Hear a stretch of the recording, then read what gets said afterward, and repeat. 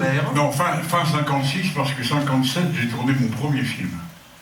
Et donc c'est fin 56, vous venez avec Brigitte Aubert, l'actrice française de La main au collet d'Alfred Hitchcock. Absolument. Et donc, quand vous faites votre premier Cannes, vous n'êtes personne. Vous êtes Alain Delon, mais vous n'êtes pas encore l'acteur, vous n'avez encore jamais tourné. J'avais tourné de ma vie, je sors de l'armée, ça fait 3 ans d'Indochine, et j'arrive de l'armée, et si je fais une Brigitte Aubert, c'est pas... Il paraît que j'étais pas un level foutu, elle est tombée amoureuse de moi. Et il m'a dit, viens, je t'emmène à Cannes. Je dis, c'est quoi ça? C'est comme ça que ça s'est passé. Et racontez-nous ce premier Cannes. Ah ben j'en ai pas encore en souvenir, parce que je suis venu avec une fille qui me plaisait, qui m'aimait, que j'aimais aussi, et puis j'ai vu ce qui se passait. Il y avait un autre copain à elle et à moi qui était Jean-Claude Brialy, qui n'est plus là malheureusement. Brigitte est encore vivante, elle a 89 ans ou 10 ans. Et puis bon, j'ai regardé, j'ai monté les marches avec tout le monde, et puis j'ai quand même reconnu, et j'ai quand même senti qu'on demandait mais qui c'est celui-là, mais qui il est, qu'est-ce qu'il a fait, d'où il vient, etc. Parce que je vous demande, pardon, c'est pas de la prétention, il paraît que j'étais pas mal foutu, j'étais pas mal...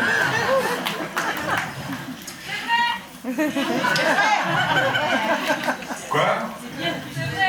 C'est toujours vrai. Bah t'étais pas là, t'en sais rien, t'étais pas là.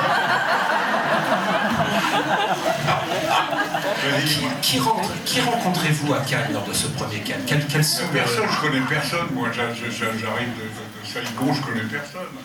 Et justement, vous répétez souvent que votre carrière est un accident.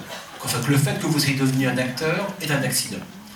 C'est un accident, je vais le raconter, je pense qu'elles le savent un peu, qu'elles ont lu quelques articles. C'est un accident parce que mon enfance, vous la connaissez un peu là-dessus, je m'emmerdais tellement d'être un enfant qui faisait chier tout le monde que j'ai dit je m'en vais, je me suis engagé, je suis parti en Indochine. Et lorsque je suis rentré, je ne savais absolument pas quoi faire et je n'étais rien. Et si je n'avais pas rencontré les femmes que j'ai rencontrées, il y a très longtemps, je serais mort. Parce que ce sont les femmes, pourquoi, je ne sais pas, comme je vous dis tout à l'heure, c'était pas trop mal, qui m'ont aimé, qui m'ont fait faire ce métier, qui ont voulu que je le fasse et qui se sont battus pour que je le fasse. Et ce qui est frappant, ce que je voudrais savoir, c'est lorsque vous tournez votre tout premier film, Quand la femme s'en mêle, d'Yves Allégret, en 1957. Avec Edwige Feuillère et Jean Servet et Bernard Blier.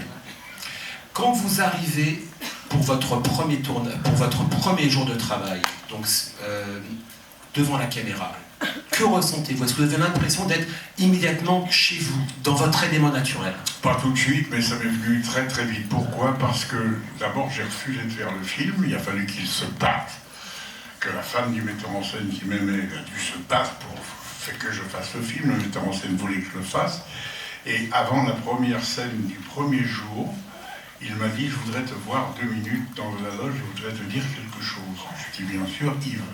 Il m'emmène dans ma loge et il me dit ceci qui m'a marqué pour toute ma vie et qui a été une importance capitale pour toute ma vie. Il m'a dit, écoute Alain, tu connais ton personnage?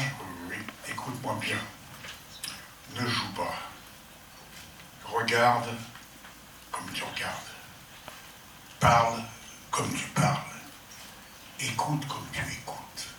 Fais tout comme tu le fais, sois toi, ne joue pas, vis.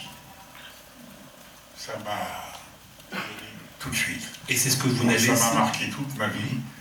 Ce départ avec Yves qui m'a dit ne joue pas, sois toi, parle comme tu parles, écoute comme tu écoutes, regarde comme tu regardes, sois toi, ne joue surtout pas.